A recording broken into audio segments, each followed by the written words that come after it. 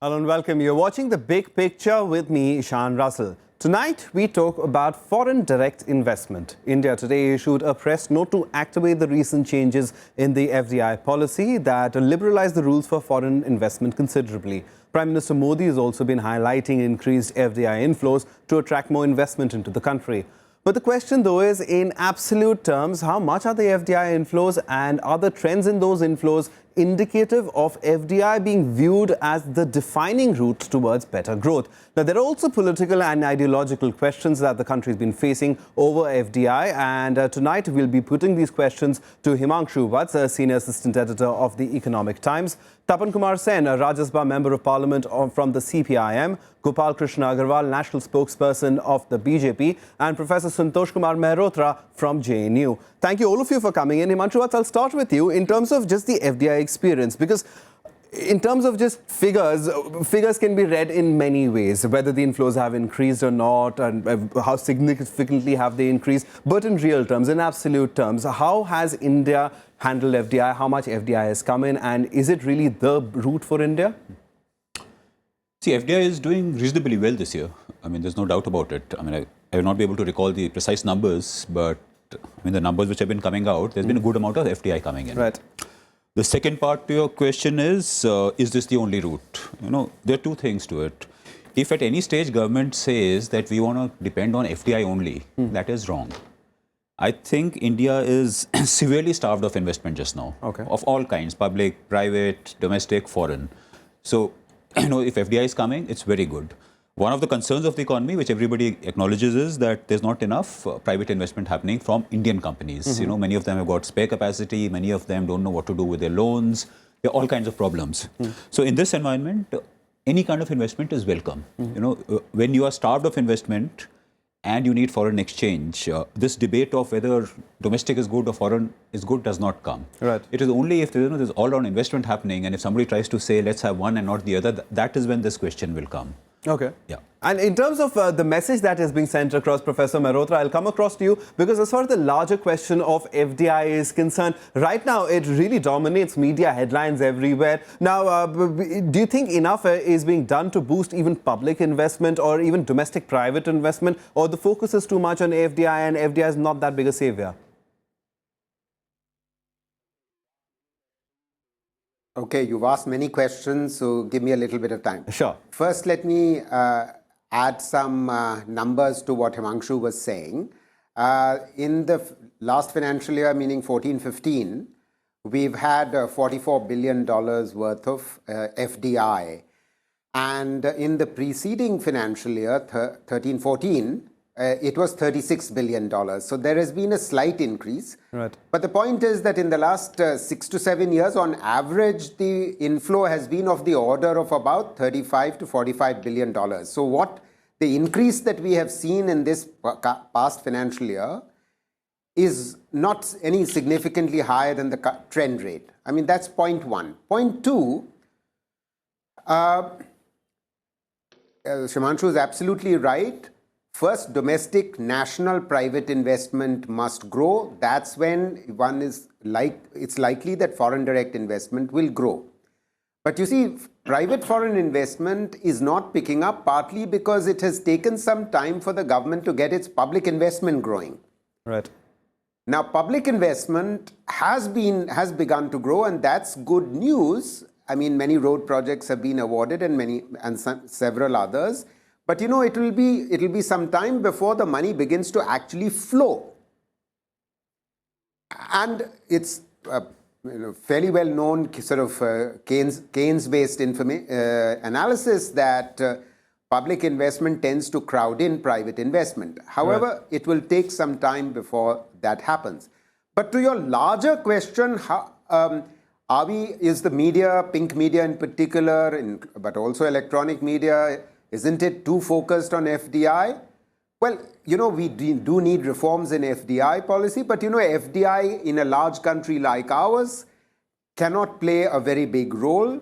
Even at the peak of foreign direct investment in the year 2007-8, the last year before the economic crisis, FDI was only about 3% of GDP. So the remaining investment was of the which is of the order of 35-36% of GDP additional, was all private domestic. Right. So clearly what must happen is that public and private investment must revive, and perhaps FDI might begin to sort of pick up pace after that in a real sense. All right, Gopal, Krishna, Agarwal, putting that question to you about the fact that, as Professor Mehrotra was just pointing out, that public investment and also domestic private investment, they have really been the major contributors towards growth in India. So why is the government only talking about FDI, or do you say that the government is not just only talking about FDI? No, we are not only talking of FDI. What we are looking at is there are two things for the economic development. One thing is the capital that we require, and another is the labor. We have abundant labor, but we are short of capital. Right. And for the fulfillment of this, there is an echo on my sound. Okay, we'll try to reduce that. Mr. Director, if you could. Yes.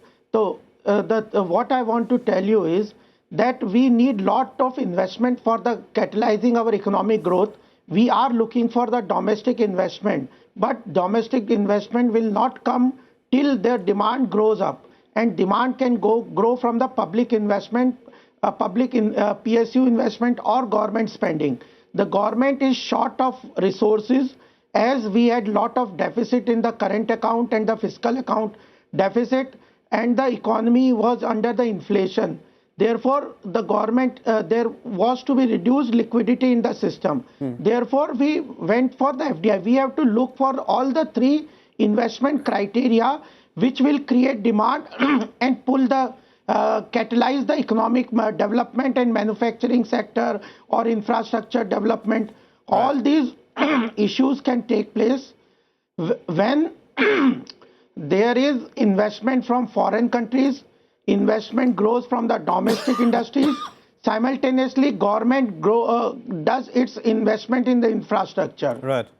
So all the threes will together create the economic environment, and economic growth can take that's place. the government argument. Create employment, create jobs, create infrastructure. All right, so we've established the basic arguments about what kind of FDI inflows have been coming in, what's on the government's mind, but the left has been constantly opposing FDI, not in the sense of truly FDI, but there are quite a few things that the left, Mr. Sen, has been opposed to as far as foreign direct investment is concerned. The premise on which left is criticizing this line is that the whole understanding about the growth is fallacious. The manner, the picture is sought to be created, that once Prime Minister goes out, go and come back from 10 nations, so much FDI is coming, as if he is catching the FDI and bringing to country, and try to create an atmosphere which make people forget the logic.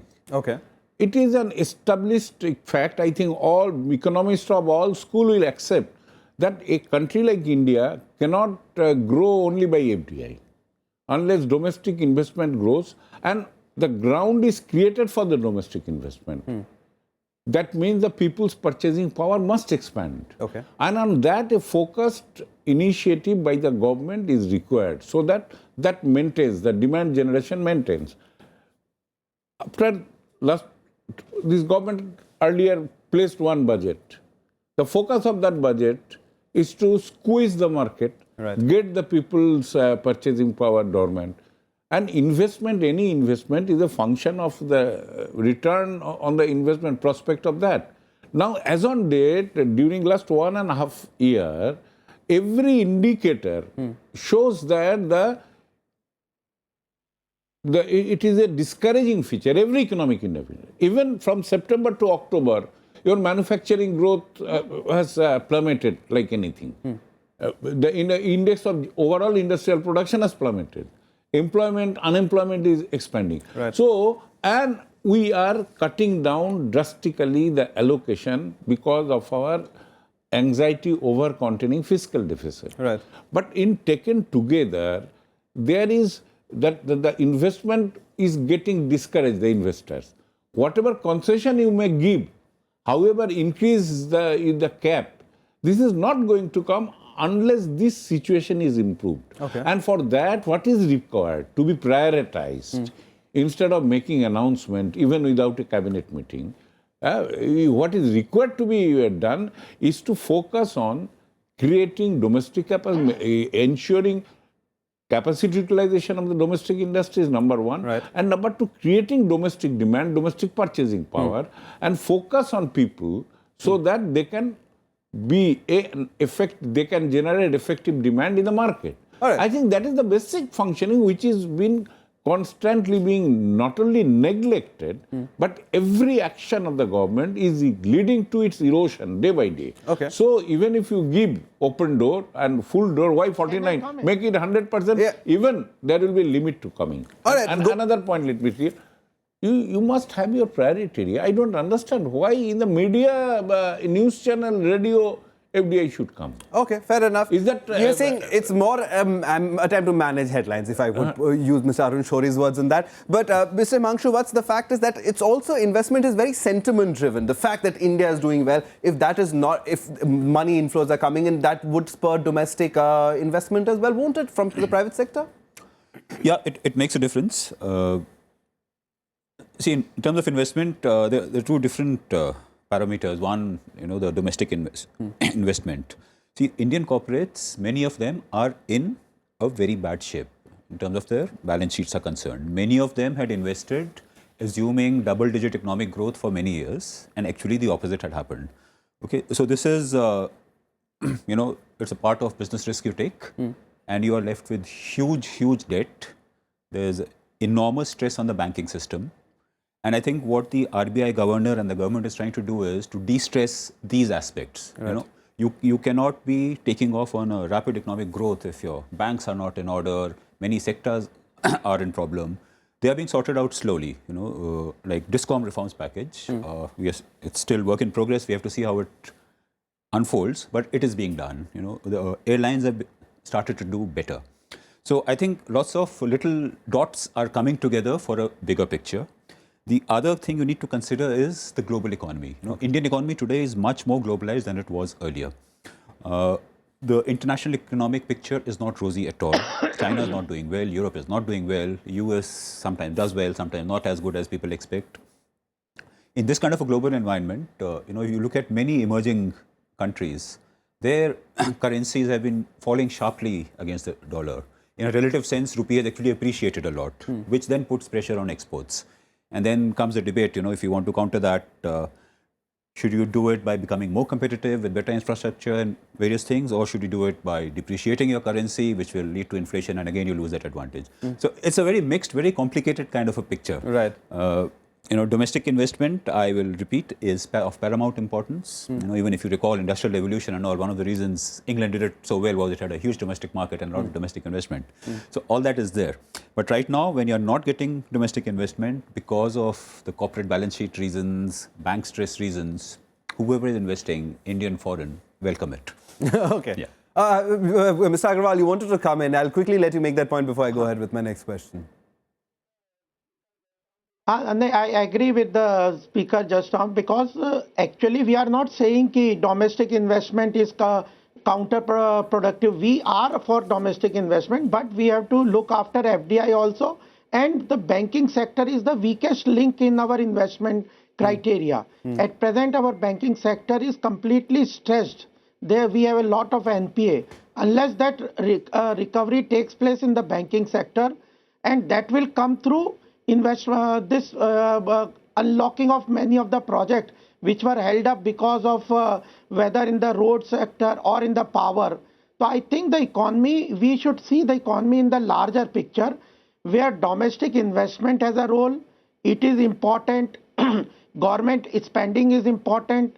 FDI is important. Creating ease of doing business environment and creating an international perception about business-friendly country governance. So this all will attract and increase the economic cycle of the country. Okay. We should also see that our FDI has increased over 40%, where the global economy has seen recession. That is also important, that the perception about India is changing.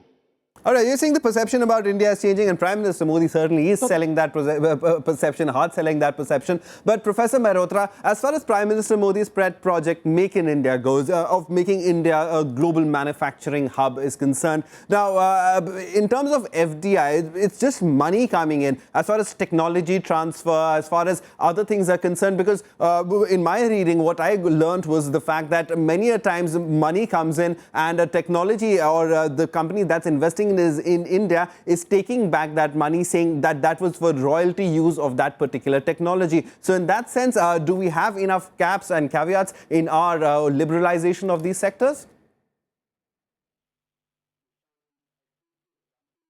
Ishan, I think you're jumping the gun a little bit. If you don't mind, I'll come to that in a minute. You know, there are demand has been raised by two speakers, and I just want to sort of clarify some issues here. You know, how is the investment cycle going to revive, whether it is domestic or foreign investment? For that, two speakers have mentioned demand. There are two sources of demand. One is domestic demand, the other is foreign demand. Now, let me say a few words about domestic demand. One of the most important sources of domestic demand is the rural economy. Half of our workforce is in agriculture, but agriculture has been growing at 0.2% per annum in the last couple of years. You know, one of the very important reasons why the economy grew rapidly from 2004-05 onwards till about 2012 was because the rate of agricultural growth picked up. And one of the important reasons why the rate of agricultural growth picked up was because public investment in agriculture rose, private investment in agriculture rose, output and incomes rose, real wages rose. Right. Hence, domestic demand really significantly rose.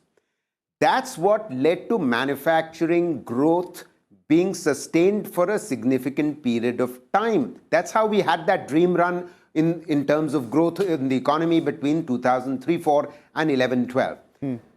So it's critical that public investment into agriculture must improve. If agricultural growth and incomes don't improve, domestic demand is not going to pick up, at least on a broad-based manner. And that's critical. You know, the middle class provides a limited share of the total domestic demand. Let me turn to the external market. Yes, the international economy is relatively in the doldrums, but the fact remains that we have done precious little, in fact, in a comprehensive manner to increase exports. If we had an industrial policy, or we were implementing the national manufacturing policy of 2011, it would actually, and we focused our efforts, government efforts in particular, in sectors which are labor intensive, it will generate domestic demand, it will generate domestic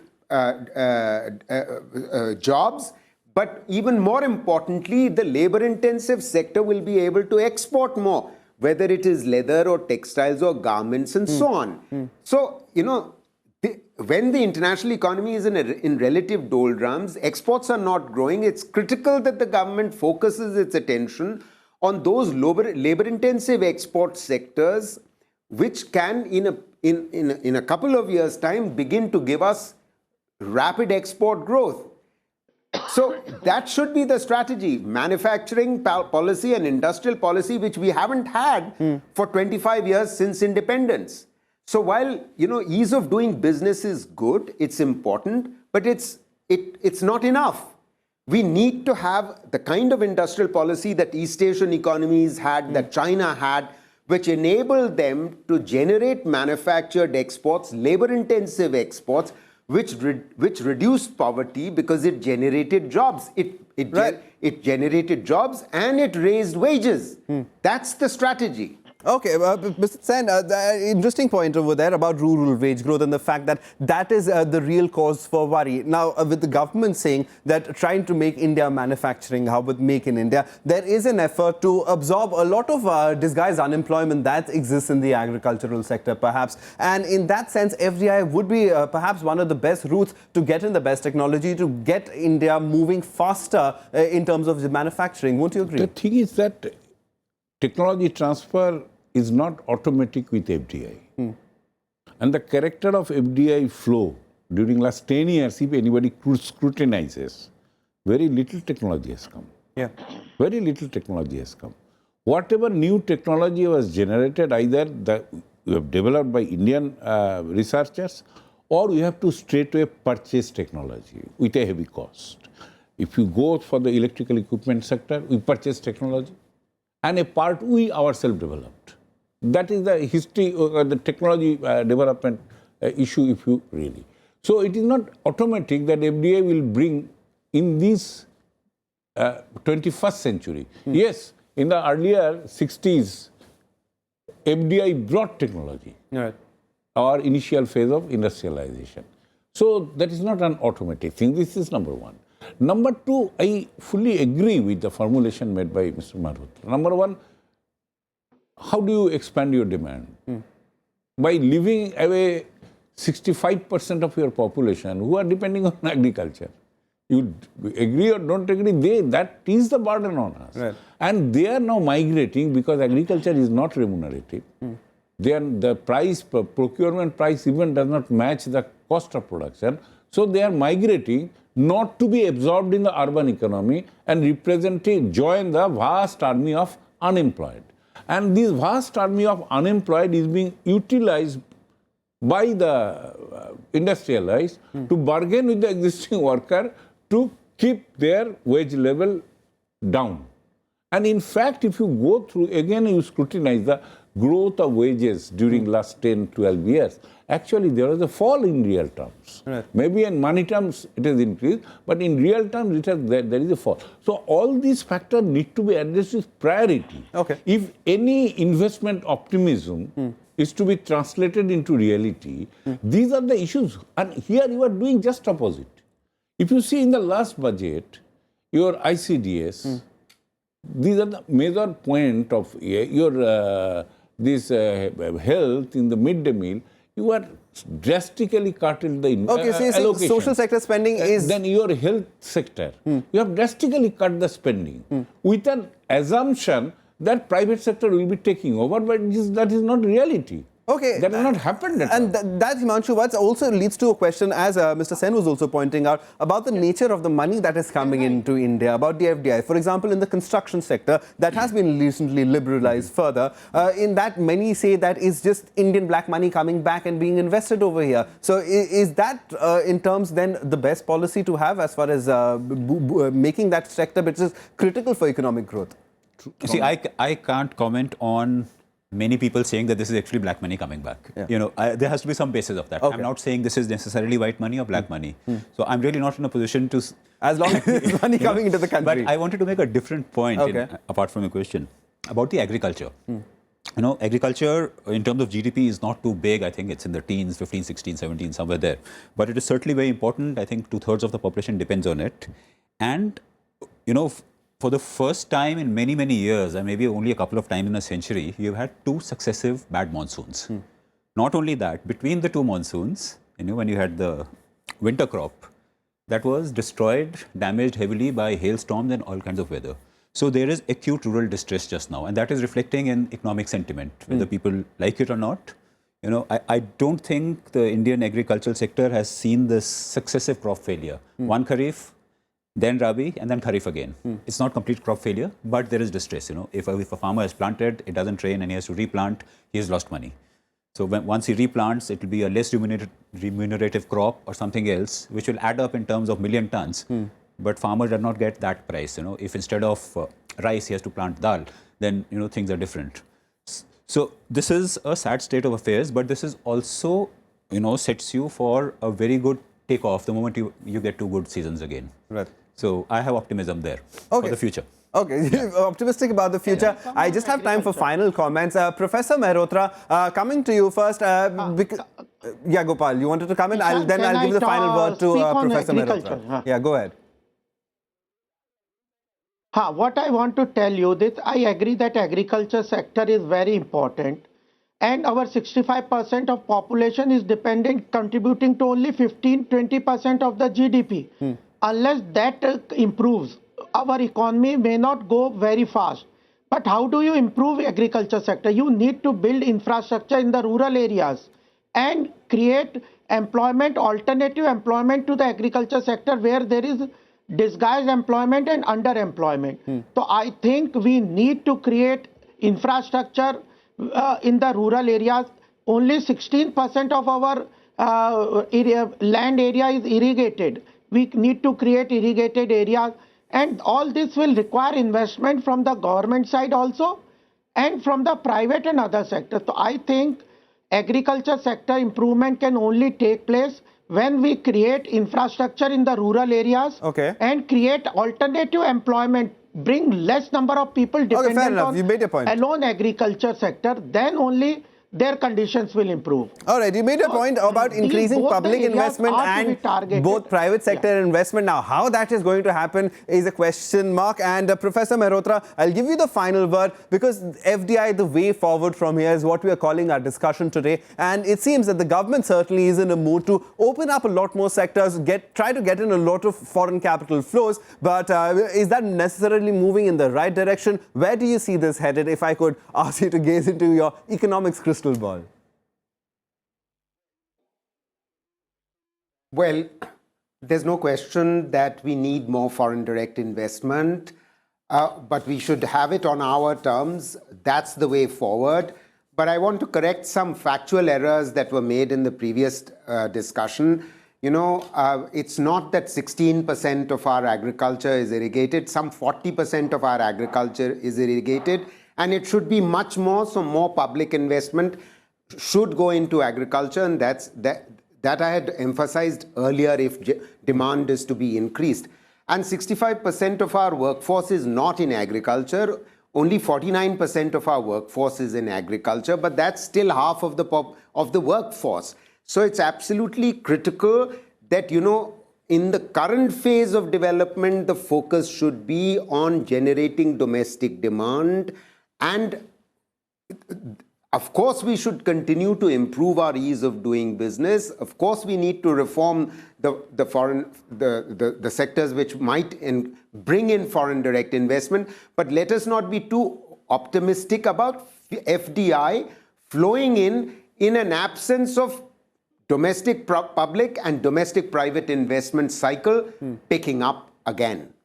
All right, we'll have to leave it over there. And I think that basically sums it up, what Professor Mehrotra said, that it's a mix of FDI, domestic investment, domestic private sector investment, as well as public investment. And we'll have to leave it over there. Mr. Himangshu, Mrs. Tapan, Kumar Sen, Gopal, Krishna, Agarwal, and Professor Mehrotra. Thank you, all of you, for coming in today and helping us understand, as far as FDI is concerned. We're talking a lot about it, especially across pink papers and the electronic media. But what it means in the real term, there is agricultural distress, of course, in the country. Rural wage growth is a big cause for concern. So is the banking sector, and a lot more to fix with the economy that not just only FDI can fix. And we'll have to wait and watch as to how this further develops as far as more investments into India. But both the private sector, the government, as well as FDI certainly are necessary. On that note, we'll wrap it up. Thanks so much for watching.